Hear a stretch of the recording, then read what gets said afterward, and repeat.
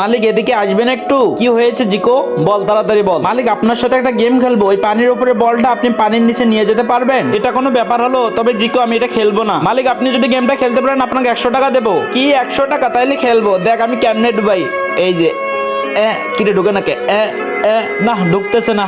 জিকো তুই যদি খেলতে পারোস তোকে আমি 200 টাকা দেবো। এই 200 টাকা বের করলাম আর এখানে রাখলাম, খেল তুই, আমি দেখবো। বন্ধুরা জিকোর খেলার আগে তোমরা যারা তোমাদের মা বাবাকে ভালোবাসো অবশ্যই লাইক কমেন্ট সাবস্ক্রাইব করতে ভুলবা না। আচ্ছা মালিক দেখেন তাহলে, এই গ্লাসটা নিলাম, গ্লাসের মধ্যে পানিগুলো আস্তে করে ঢাইলে দেবো। এই ঢাইলে দিলাম, এবার বোতলের কুপাটা আস্তে করে খুলি, এবার বোতলটা আর বলটা প্লেটের মধ্যে রাইখে দেবো, তারপর আস্তে করে পানি ঢাইলে দেবো। তারপর দেখেন বলটা কেমনে নিচে যায়, দেখছেন?